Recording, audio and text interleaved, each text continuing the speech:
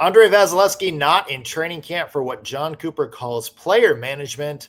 No big deal or reason to be concerned if you're a Lightning fan. We'll talk about it on today's Locked On Lightning.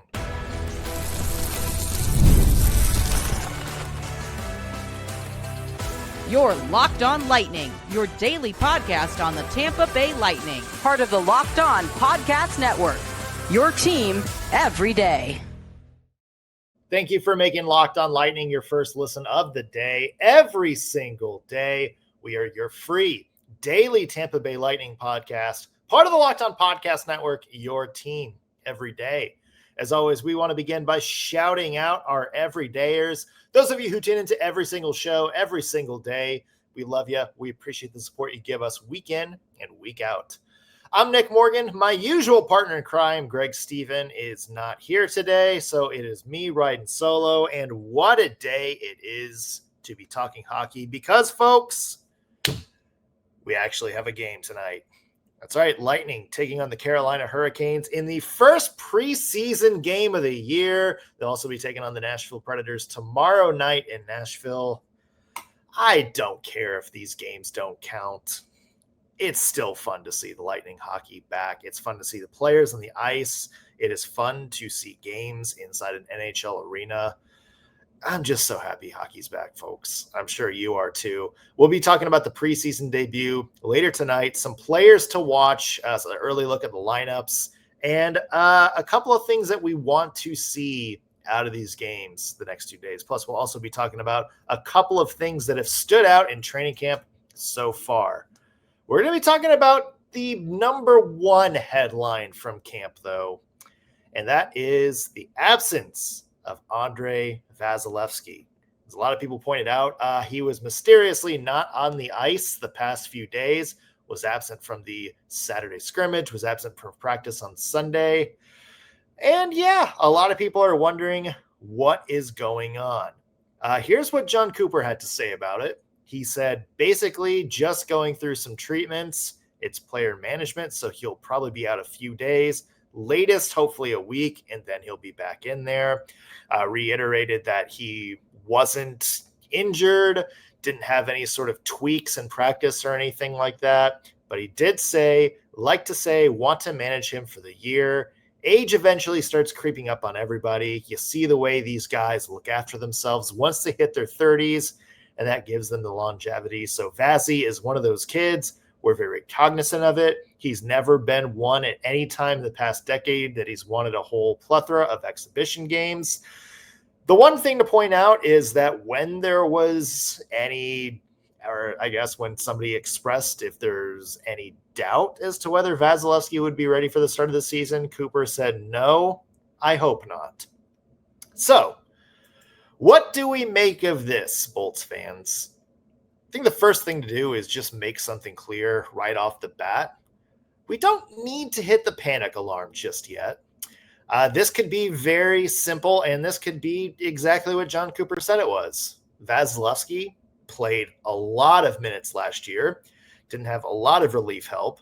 They know what to expect out of him. He's not out there fighting for a spot. He doesn't need to prove himself to anything. And they probably just don't want their all-star goalie, the best goalie they've ever had in their franchise history, probably arguably one of the three best goalies in the NHL right now. They don't want him getting hurt in the preseason in a meaningless game or in the middle of during a drill. So it could be as simple as John Cooper just not wanting to put Andre Vasilevskiy in harm's way, knowing he's probably going to get a lot of minutes this year after getting a lot of minutes the past 2 years. However, here's, I think, where the wheels start turning for Tampa Bay fans. First off, I think the way this went down, where it was kind of unexpected, kind of gave us some PTSD from a few years ago, right? You know, Vasilevskiy's in camp, all of a sudden taking some time off. Next thing you know, he has back surgery and is out for the first 2-3 months of the season. I think a lot of people were having flashbacks to that. And to point out, he didn't come back in great shape. So that's cause for concern right there. Look, obviously we don't want to make a big deal when we just don't know what's happening. The fact that John Cooper said treatments is a little concerning, because what's going on that he needs a treatment for after 2 practices into the new year? That is a concern. The other big thing here is just that the Lightning want to get off to a hot start this year. You want that early momentum. You want to stockpile points in what's going to be a competitive division where every single game might dictate where you wind up in the playoffs. You also want Andre Vasilevskiy to play at a high level this year because he's crucial to the team's success. If Vazzy's hurt for any period of time or out, do you look at Jonas Johansson and go, yeah, that's the guy. That's the guy that's ready for the next man up? Greg Stephen and I, my co-host, disagree on this a little bit. I just don't know if he's that guy. And I think that's where the concern for Vasilevskiy comes in. Obviously, like I mentioned, you don't want him getting hurt in preseason. You're not in a point where you're wondering, what are we going to get out of Andre Vasilevskiy this year? You do want him up to game speed, though. And as a lot of people pointed out a few years ago when he was injured, he did not come back looking great. And there is a bit of a curve for goalies in the NHL. No matter how good you are, there is a little bit of a curve where it takes you a while. It takes you a few reps to get up to game speed. That's true for Andre Vasilevskiy. That's true for the AHL backup who's coming in cold. And I think it's important to make sure that Vasilevskiy is up to that speed, whether he's getting, a period here or there in preseason game, whether he's just getting a lot of action in camp from the starters, doesn't matter. You just want him at that level. Because if he's not ready, if this is kind of a lingering thing and he's not 100% going into the season, now all of a sudden those crucial first month or so's worth of games, you're looking at a star goalie that's not 100%. And I don't know if the Lightning can survive a off Andre Vasilevskiy year. The other thing for concern for me is, again, we talked about him getting treatments. He's player management. And this was after 2 practices. If you're doing that right now, what's Andre Vasilevskiy's shape going to be 4 months down the road, 5 months down the road? Are you in a position where you're suddenly worried about Andre Vasilevskiy's minutes?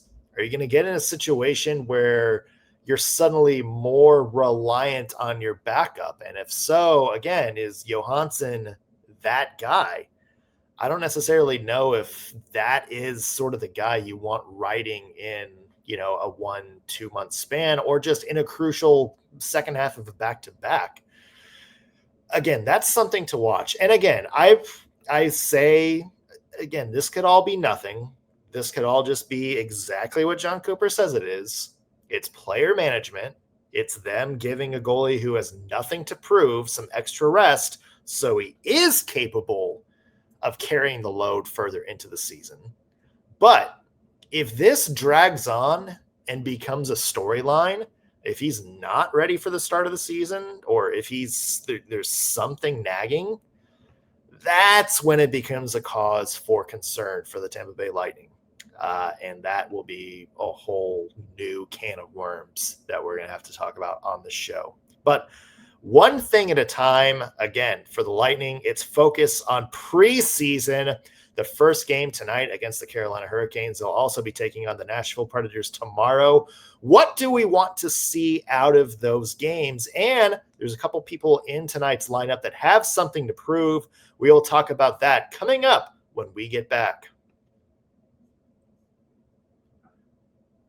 Want to mention today's episode is brought to you by Monarch Money. Most people can't name all of their financial accounts or even what they're worth, whether it's their 401ks, properties, or investments. And when you don't have the full picture, you can end up leaving money on the table. That's why there's Monarch Money. It's an all-in-one personal finance tool that brings your entire financial life together in one clean, easy-to-use interface on your laptop or on your phone. Monarch is built for people with busy lives, so if you put off organizing your finances, Monarch is for you. Monarch does all the heavy lifting. You can link all of your accounts and minutes, see clear data visuals, get smart categorization of your spending, and finally feel in control of your money, all without having to open a pesky spreadsheet. So don't let this financial opportunity slip through the cracks. Use code LOCKEDONNHL at monarchmoney.com in your browser for half off your first year. Again, 50% off your first year at monarchmoney.com with code LOCKEDONNHL. Welcome back to Locked On Lightning. Nick Morgan rolling solo. My partner in crime, Greg Stephen, is out today. Big day for hockey fans in Tampa Bay. We have preseason kicking off tonight. 7 o'clock p.m. puck drop against the Carolina Hurricanes. Tomorrow, 8 o'clock puck drop against the Nashville Predators. Both games on the road. Again, like I said off the top, I don't care if it's preseason. I'm just happy hockey is back, and hopefully a lot of you feel the same way. Don't expect to see your first look at all the stars this early. Basically, for those of you who don't know, the general trend in the NHL for the past several years has been that the home games, that's usually where you see your stars. So your Nikita Kucherovs, your Braden Points, your Victor Hedmans, you'll probably not see those guys until the Lightning play a home game. The road is usually sort of your depth guys, maybe your third liners, fourth liners. And then you'll see a lot of AHL guys. You'll see a lot of young prospects fighting for spots. That's kind of what you'll see for these road preseason games. And sure enough, yeah, that's kind of what the lineup is for here. You have in tonight's lineup pretty much all AHL guys / prospects. The only exceptions, you have Mitchell Chaffee, JJ Moser, Lilberg, Jonas Johansson, and Connor Geekie are the guys on the roster who played the most minutes last year. So obviously wins and losses don't matter. So what do we as fans want to see out of these slate of preseason games? Number one, the easy one, just don't get hurt. Again, you're not out there to throw your body around and make a statement if you're a regular NHL guy. So Lilberg, please don't drop the mitts. Mitchell Chaffee, don't do anything crazy. You're just out there to make good, smart plays. You're out there to get up to game speed, and you're out there just to sort of build your chemistry. You don't need to lay your body on the line for 50 shots, wind up taking a puck off a weak area of your shin, and all of a sudden, boom, you're out for 4 to 6 weeks in a crucial start to the season. So let's pray for good health for everybody on the ice tonight, because we do not want any injuries in what is ultimately a meaningless game in terms of the score. What you do want to see, though, these couple of games are going to be prime opportunities for the young guys to step up and earn some playing time. For me, the Nick Paul injury became a very intriguing storyline, because now all of a sudden there's room for somebody on the team to come up and seize a really good opportunity for early playing time. One of the guys on tonight's roster that really stood out to me as somebody who can make a big statement, that's Dylan Duke.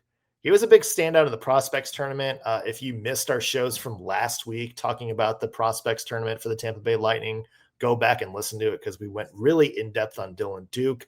He's a guy that's really aggressive on the puck, plays with a lot of energy, but he's also a very heady player. You can see his hockey IQ starting to catch up.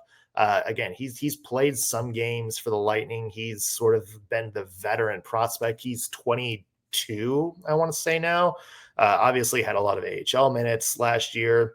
He's in the lineup for tonight, and he's somebody that I think, if he continues impressing during camp, somebody that I think can fight for an opportunity to play right away on the wing, either on the fourth line, maybe you step up to the third line if you're continuing shuffling around. But basically, there's a spot open for Dylan Duke, if he continues to impress during camp. Another guy that's on tonight's roster that I'm looking at is Jack Finley. We've talked about him a lot on this show. He's a big dude. He's a big body. But most importantly, he's a center. Nick Paul was a center. So if Jack Finley feels well enough to kind of prove that he can fill in, maybe anchor that fourth line, get some good face-off opportunities going around, that can open things up and maybe allow John Cooper to be a little bit more creative with how he fills in Nick Paul. If Yanni Gourde moves up, you can move some people around. You can give a player like Finley an opportunity and play right away. You can maybe go a little bit more skill on that bottom line too. Look, if Pontus Holmberg is there, then you can maybe just add, Dylan Duke or Sam O'Reilly or somebody else that maybe has a little bit more skill and turn that into a line that's responsible enough that you can take some chances on another high-end offensive guy there.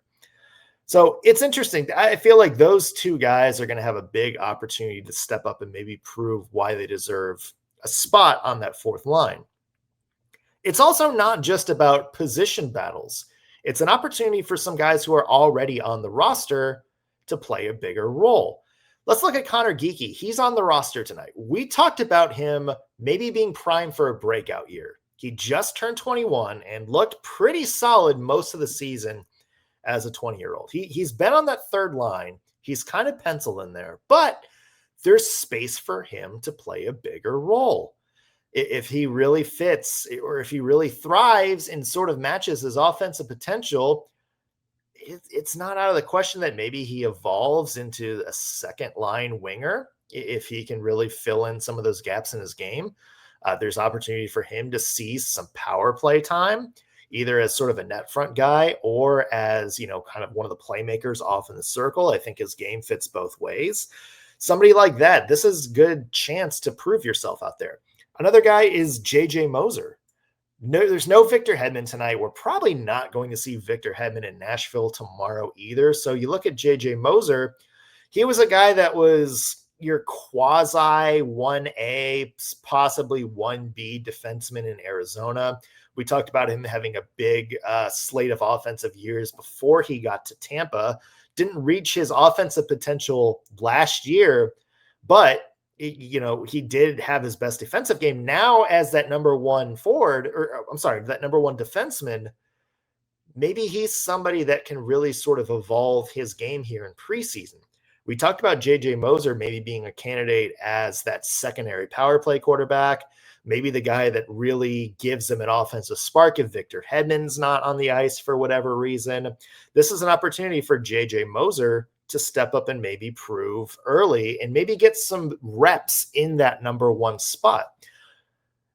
And here's the thing. We don't necessarily need to see stats because look, it's preseason. As Greg mentioned last week, you're probably not necessarily always going to see best on best. That's just sort of how these games work out.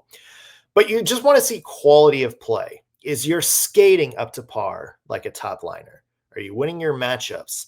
You are going to get some opportunities where some of these other teams play their number one guys while you're playing sort of an AHL lineup. So are you holding your own when the other team's top stars are on the ice with you? That's kind of what I want to see. Again, these first two games, the results don't really matter, but I think what you're looking up for are opportunities for some of these players on the ice to step up and show that they're worth more than maybe what they're penciled in right now, and proving to John Cooper and company that they're ready for that next step. Again, puck drop tonight, 7:00 against the Carolina Hurricanes. You will also see them on the ice tomorrow in Nashville. They'll have their first home preseason game coming up this weekend. And then you'll probably see more of the Lightning Stars then. We'll be back here tomorrow to recap everything that happened in tonight's game, but we still have more show today, including some early camp standouts, a couple of people who we haven't mentioned yet, who I think have really been taking a big role in camp. We will talk about those coming up in just 1 second. I want to mention today's episode is brought to you by FanDuel. The NFL season, it's here, folks. God, those Tampa Bay Bucks sure know how to put on a heart-stopping performance, don't they? Hey, FanDuel wants to make sure you're ready for kickoff this year with a can't-miss offer.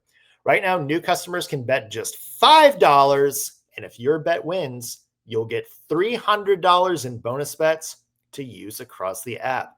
I love using FanDuel because it fits however I like to bet on any given day. I can build player props. I can build a same game parlay. Or, my favorite thing to do, jump in the action live as it unfolds. FanDuel makes every game more exciting, whether I'm watching my team or just keeping an eye on my fantasy lineup. It's quick, easy, and the best way to add a little bit more zest to my football watching experience. So, if you're ready to play, download the FanDuel app now by visiting FanDuel.com to get started. Again, FanDuel.com to place your first $5 bet. We are back on Locked On Lightning. Nick Morgan here for you. Greg Stephen has the day off. Preseason is tonight. Again, we were talking about a 8 o'clock puck drop tomorrow for the Nashville game. 7 o'clock puck drop tonight against the Carolina Hurricanes. Both those games on the road. Let's talk about training camp, though, because it has been an eventful first few practices. We talked about Andre Vasilevskiy's absence at the top of the show. If you didn't hear that, go back and watch. But there's also been some non-doom and gloom stuff. There's been a couple of early standouts that we want to highlight from camp so far. Big one to me is Pontus Holmberg. Now, this is a guy that we talked about last week when we talked about the new faces on the Tampa Bay Lightning. This was kind of the Lightning's only surefire NHL signing this offseason. It was a very different offseason from the past couple of years, wasn't it? But he is somebody who drew a lot of praise in Toronto for how he played. And now he's getting praise from the Tampa Bay coaches as well. This quote came from John Cooper about Pontus Holmberg after the first couple practices. He said, "There's definitely a little chatter in the coaches' room. We said, this guy's going to help us. We see as this year gets going, putting him in situations where he can succeed in what his strengths are. But on the energy side and skating and tenacity part, he passed all those tests." He very much has that typical Swiss Army knife feel that's sort of defined the Lightning's fourth line for the past few years. You think about some of the really good fourth line players that the Lightning have had over the past decade. Talking about guys like Alex Killorn, Brian Boyle, Pat Maroon, Pierre-Edouard Bellemare, guys that weren't necessarily the most skilled players, but they weren't just grit players either. They were guys that could move up and down the lineup and play a different variety of roles when the team needed them to. That's the thing about Holmberg is everybody talks about his defensive presence. He's kind of locked in on that fourth line for now, but you also watch his game. He's skilled enough. He's a good enough skater that if injuries happen, you can put him up top with, Nikita Kucherov or Braden Point or Jay Gensel or however that lines up as sort of that bumper role. And he's not going to look out of place. If you need maybe a little bit more size on the power play, somebody that can go and fight for loose pucks, Holmberg's another that can help you there. I think this is a guy who, he's slated to be a fourth liner. I think that's the role he's best suited for. But I think he's also a guy that the Lightning can use in creative ways. And he's looked very fast in camp. He's had a lot of energy. He's stood out in a lot of drills. So that's somebody that I'm watching. Pontus Holmberg shaping up to be a really good addition for the Tampa Bay Lightning, I think. The other two standouts, speaking of position battles, I think are the two guys fighting for that seventh defenseman spot. Max Crozier, who I know that Greg has praised a lot on this show, somebody that he thinks is ready for a next role, and Declan Carlisle. Now, each have had very different levels of experience for the Lightning the past couple of years, but the Lightning do need a seventh defenseman, and these are two guys that are probably next in line. Benjamin Pierce, writer for Tampa Bay Lightning, he did have this quote from John Cooper regarding both of them. He said, quote, "They're knocking at the door. They've had NHL looks, and they've had success. The guys have played playoff games, so they've seen it all. It's just you get a year wiser and a year stronger and a year more experience, and you hope this is going to pay off for them and they make a push. And if they don't, they're definitely right on the cusp." So these are two guys that I think you're going to see as I don't believe either of them are in the lineup for tonight's preseason game. They might be there tomorrow, but these are two guys that I think you're going to see make a case to be that seventh defenseman. And again, if something happens, if there's an injury, or like we said, if the Lightning can get offense from, somebody other than Darren Radish on that blue line, somebody that they've proven they don't really trust defensively, these are two guys that I think could be that player that step in. I think there's possibly a role for both of them coming out of camp. Last one that I want to highlight is Oliver Bjorkstrand. This was the shiny new trade deadline edition last year. Bjorkstrand, of course, has played a lot of hockey with the Columbus Blue Jackets. He's had a pretty big role with the Seattle Kraken as well. A decent depth scorer. He's all, stereotypically had sort of around the 50-point mark in his better seasons, but was injured in the playoffs, and we didn't really get to see him, really thrive in key moments. He's been back, and he has really looked solid. He's been noticeably fast, and he's noticeably sort of in the same vein as Holmberg, been used in a lot of different positions, just positions with a lot more skill. He's right there. Reportedly has been skating as the bumper on the first power play unit. So that adds a little bit more of a grit and different dimension to that first unit. We also know he has experience on the penalty kill, so that's something to watch out for. This is a guy that does a lot, and I think now that he's back healthy 100%, and now that I think he's playing in a role where he doesn't necessarily have to be the guy, the guy that has to put the team on his back, I think you're going to get into a situation now where you can unlock some new potential for Oliver Bjorkstrand. So he's a player that I think has really stood out in camp so far. And as we begin to watch him at the beginning of the year, whether it's at some point during preseason or as we drift towards the regular season, towards the end of camp, he's somebody that I think can make a lot of noise early for this team as a big standout. I think, a lot of people had a lot to say about the trade that got him there. My co-host, Craig, is one of them. Somebody that, you kind of look at and say, okay, well, that's nice, but where's the defensive help?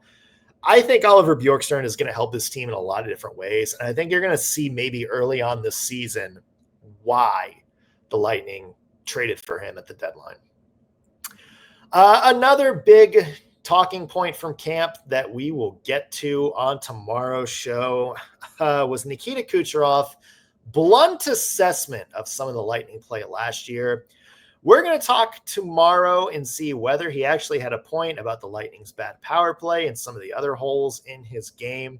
That's coming up on tomorrow's show. Plus, we will recap all of tonight's preseason action, what stood out, who we liked, and we'll look ahead to camp later this week.